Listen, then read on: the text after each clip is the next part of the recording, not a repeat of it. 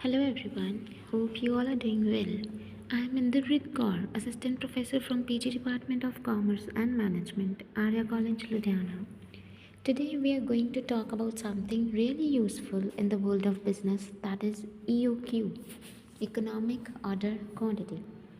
Imagine you are running a shop or a company and you want to figure out the best way to manage your stock without spending too much money. Well, that's where EOQ comes into play. Let's explore EOQ, its main components, and see how businesses can use it to save money and run more smoothly. EOQ is basically a technique of material control. To control your overall cost for a product, you need to control the material cost. And how is that possible to control the material cost? If you order optimum quantity of material, because it's very important to order the optimum level of stock, because अगर आपके पास company में excess में stock पड़ा होगा तो that will block your capital, और अगर जितना स्टॉक आपको रिक्वायर्ड है and you have very less stock than required, this will hinder your production. आपकी प्रोडक्शन रुक जाएगी क्योंकि आपके पास उतना स्टॉक नहीं है जितना आपको रिक्वायर्ड है, which is also again your loss. दोनों सिचुएशंस में आपका ही लॉस है. अगर मटेरियल ज़्यादा पड़ा है तो भी कैपिटल ब्लॉक, अगर आपके पास मटेरियल कम है तो आपकी प्रोडक्शन नहीं हो पाएगी. दोनों सिचुएशंस में आपका ही लॉस है. So to rectify this situation EOQ comes in to play. EOQ basically है क्या कि कितने यूनिट्स शुड वी ऑर्डर ताकि हमें बेनिफिशियल हो, हमारे लिए इकोनॉमिकल हो. नेम ही बता रहा है इकोनॉमिक ऑर्डर क्वांटिटी. कितने यूनिट्स हम, कितनी क्वांटिटी हम ऑर्डर करें that is economic to us, यानी beneficial for us.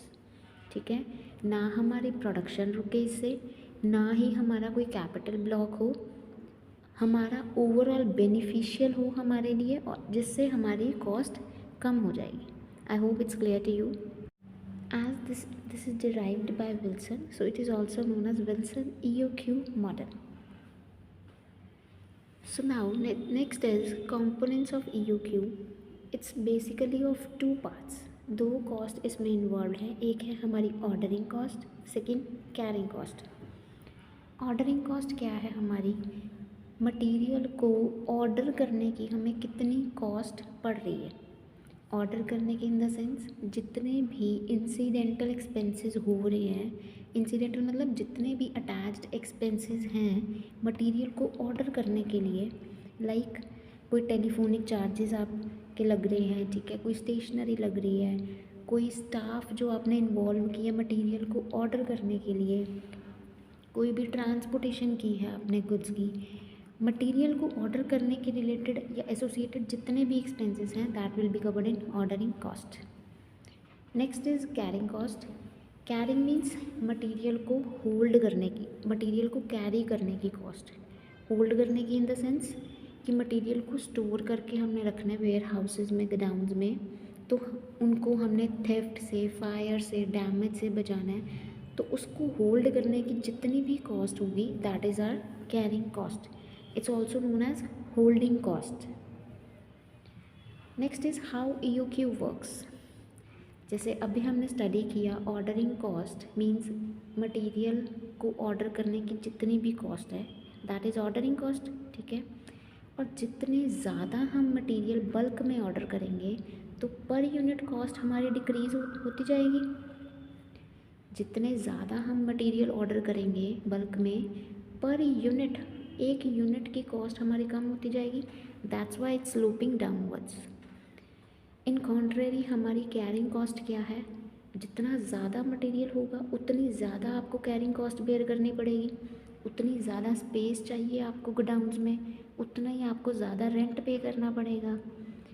It means it slopes upwards from left to right, कि जैसे जैसे मटेरियल आपका इंक्रीज़ होगा कैरिंग कॉस्ट इंक्रीज़ होगी.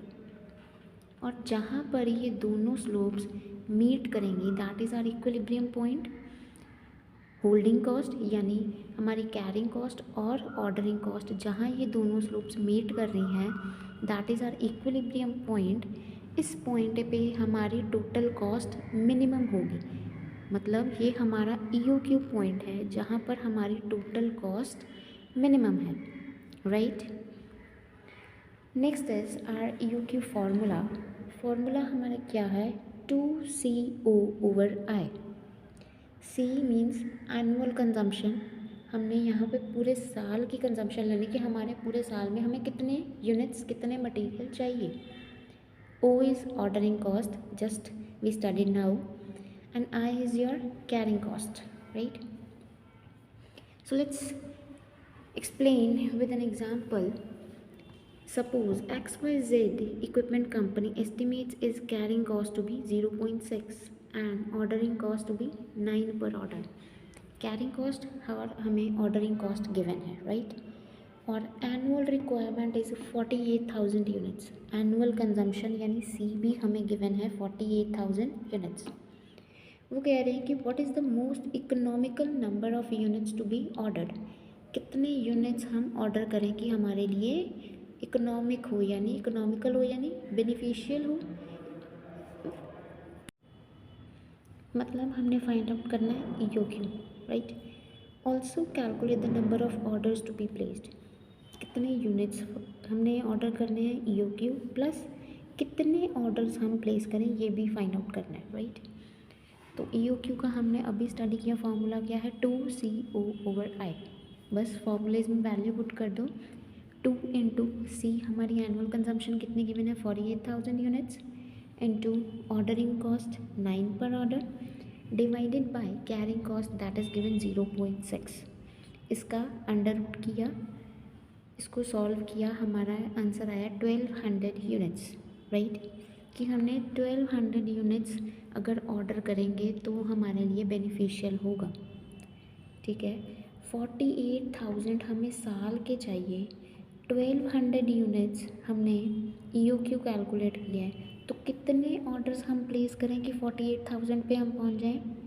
इसका फार्मूला क्या है, इसको आप नॉर्मली वैसे भी कैलकुलेट कर सकते हो, बट इसका फॉर्मूला क्या है, जितनी आपकी एनुअल कंजम्पशन है डिवाइडेड बाय EOQ करोगे आपके नंबर ऑफ़ ऑर्डर्स कैलकुलेट हो जाएंगे, राइट। 48,000 एनुअल कंजम्पशन थी, एक बार आप 1200 यूनिट्स ऑर्डर कर रहे हो तो टोटल 40 ऑर्डर्स आप करोगे तो आपकी एनुअल कंजम्पशन 48,000 की हो जाएगी।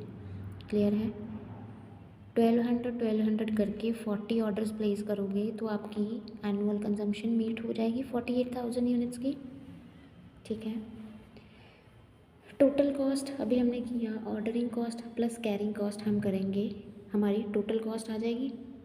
ऑर्डरिंग कॉस्ट जितने ऑर्डर्स प्लेस कर रहे हो into ordering cost, total ordering cost आ जाएगी। कैरिंग कॉस्ट क्या है, EOQ divided by 2 into I। EOQ divided by 2 क्यों करना है, क्योंकि हमने एवरेज इन्वेंटरी कंसिडर करनी है while calculating carrying cost, that is why हमने डिवाइडेड बाय 2 किया है to find out the average inventory into I same है जो हमने कैरिंग कॉस्ट डिवाइड किया था जिसमें EOQ के फॉर्मूले में I से डिवाइड किया, 2CO/I, I is same value of that, right. अब हम इतनी देर से बोल रहे हैं कि हाँ EOQ यूनिट्स अगर हम ऑर्डर करेंगे वो हमारे लिए बेनिफिशियल है। सो लेट्स प्रूव दैट कि इज़ इट रियली सो, कि सच में ऐसा है कि हम इतनी यूनिट्स ही ऑर्डर करें तो हमारे लिए बेनिफिशियल है, अगर उससे ज़्यादा कम करें तो नहीं।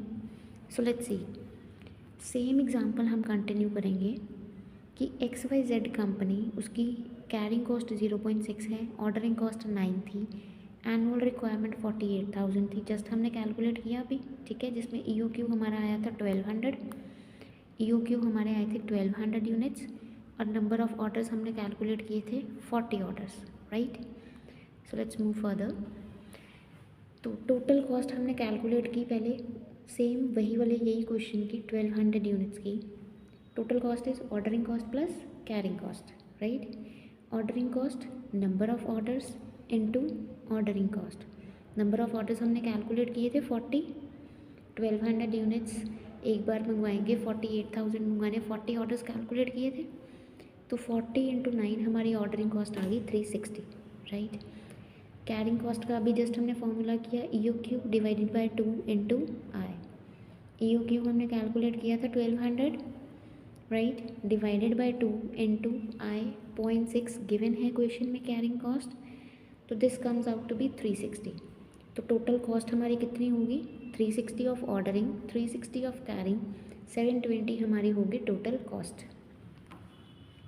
ये तो हमने अब तक हमने कैलकुलेट किया कि EOQ यूनिट्स की हमारी टोटल कॉस्ट पड़ रही है 720। सो लेट्स से अगर सेम क्वेश्चन में हम कहें कि हमारा EOQ है 1000 यूनिट्स, राइट, तो 1000 के अकॉर्डिंग हम टोटल कॉस्ट कैलकुलेट करेंगे। सबसे पहले ऑर्डरिंग कॉस्ट, फिर कैरिंग कॉस्ट। ऑर्डरिंग कॉस्ट का क्या फॉर्मूला था, number of orders into ordering cost. Number of orders कैसे कैलकुलेट करने हैं, annual consumption divided by EOQ। इस केस में हम EOQ क्या लेके चल रहे हैं, 1000, एनुअल कंजम्पशन है हमारी 48,000, सो 48,000 डिवाइडेड बाय 1000 हमारे आगे 48 number of orders, right. Ordering cost हमें गिवन है 9, that comes out to be 432। Likewise carrying cost हमारी EOQ divided by 2 into I. EOQ इस केस में हम लेके चल रहे हैं 1000 divided by 2 into carrying cost 0.6, I 0.6 given है क्वेश्चन में, so this comes out to be 300। So total cost हमारी क्या होगी, 432 of ordering and 300 of carrying, this comes out to be 732, right, जो कि हमारी 1200 यूनिट से ज़्यादा है। सिमिलरली अगर हम मान के चलें कि चलो अब हमने 1000 लिया, 1200 से अगर हमने देखा कि कम यूनिट्स ऑर्डर करें तो हमें कॉस्ट ज़्यादा पड़ रही है, तो एक हम इंस्टेंस लेके चलते हैं कि अगर हम 1200 से ज़्यादा ऑर्डर करेंगे तो क्या हमारी कॉस्ट इंक्रीज़ होगी। तो हमने ले लिया कि EOQ से हमने लिया 1500 यूनिट्स, राइट। सेम हमने ऑर्डरिंग कॉस्ट कैलकुलेट करनी है, number of orders into ordering cost. Number of orders कैसे कैलकुलेट करने हैं, एनुअल कंजम्पशन ओवर EOQ।